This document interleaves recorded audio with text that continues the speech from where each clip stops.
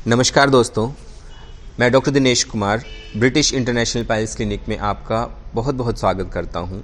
आज हम लेके आए हैं एक नई वीडियो जिसमें हम जानेंगे भगंदर के कारण क्या क्या होते हैं, उनके लक्षण क्या क्या होते हैं, कितने प्रकार का होता है और उनकी चिकित्सा क्या होती है। अगर आप ये सब जानना चाहते हैं तो हमारी वीडियो को लाइक, सब्सक्राइब एंड शेयर करना ना भूलें।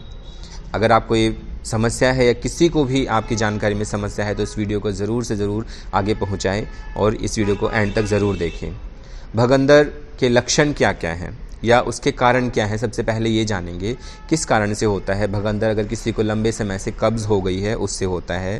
फिशर की बीमारी एक होती है जिसमें लैट्रिन के रास्ते चिर लग जाती है। अगर वो फिशर पूरा ना हो जाए तो वहाँ पर क्या होता है, लैट्रिन बार बार फंसने से, रगड़ लगने से वहाँ पर एब्सेस बन जाएगा, मतलब कि इन्फेक्शन हो जाएगा और उस इन्फेक्शन की वजह से वहाँ पर क्या बन जाएगा, फिस्टुला।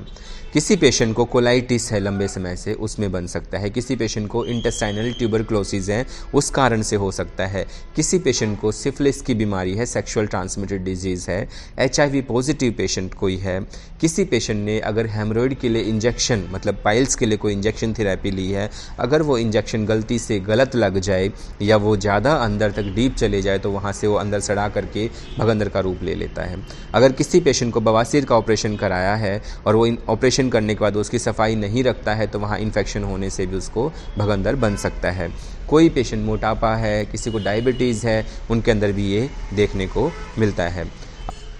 अगर किसी पेशेंट को बवासीर की समस्या है, लंबे समय से समस्या है, तब भी ये हो सकता है। अगर किसी पेशेंट को गुदा के रास्ते पे स्किन का इन्फेक्शन बहुत ही तगड़े वाला है जिसको बोलते हैं हाइड्राएरिनाइटिस सुपरेटिवा, अगर वो पुरानी कंडीशन है तो उस कारण में भी देखने को मिलता है। किसी पेशेंट को गुदा के बगल में या किसी भी एनल रीजन के अराउंड कोई फोड़ा हो जाए उसकी वजह से भी वो देखने को मिलता है। साफ़ सफाई ना रखने की वजह से भी भगंदर पेशेंट को देखने में मिलता है।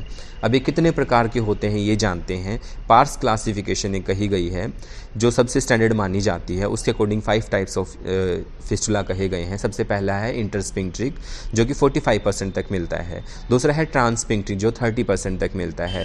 फिर है सुप्रास्पिंक्ट्रिक 25% के अराउंड मिलता है। और एक्स्ट्रा स्पिंक्ट्रिक है जो कि मिलता है 5% के उसमें। और इसके अलावा एक होता है सबक्यूटेनियस या सबम्यूकोजल जो कि बहुत ही रेयर कंडीशन होती है या मिल सकता है इजीली। तो ये भगंदर के टाइप्स हैं। अब इसकी बात करें कि इसमें लक्षण क्या क्या होते हैं।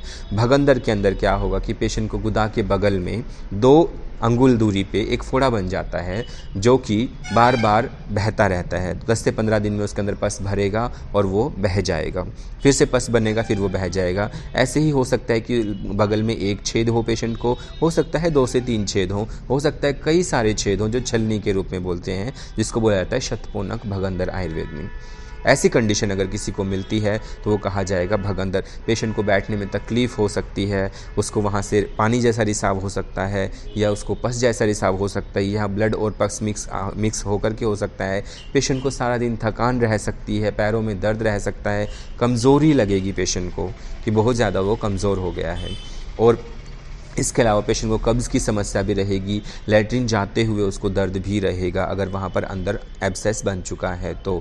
अगर ये समस्या आपको है तो आप बिल्कुल हमारे संपर्क कर सकते हैं। इसकी चिकित्सा के बारे में बात करें, अगर फिस्टुला किसी का नया है और स्मॉल है फिस्टुला या लो एनल फिस्टुला है तो उसके अंदर चिकित्सा करना बहुत ही आसान होता है, जिसमें बहुत सारी तकनीकें अवेलेबल होती हैं, जैसे क्षार सूत्र है, AMI फिक्सेशन है, इसके अलावा कोटरी से है, लेज़र से है, या आप उसको क्लासिकल मेथड से लेके चले, क्षार एप्लीकेशन है, कुछ भी आप उसको करवा सकते हैं, डिपेंड ऑन योर कंडीशन। अगर कोई पेशेंट इग्नोर करता है फर्स्ट टाइप में या फर्स्ट स्टेज पे पेशेंट फिस्टुला की कंडीशन आने पे इग्नोर करता है और उसको सोचता है कि मैं दवाई से काम चला लूँ, तो वो नहीं पता कि वो दोबारा जब ये प्रॉब्लम पेशेंट को होगी तो वो कितनी बढ़ करके आएगी। एक ट्रैक से वो मल्टीपल ट्रैक बना सकती है।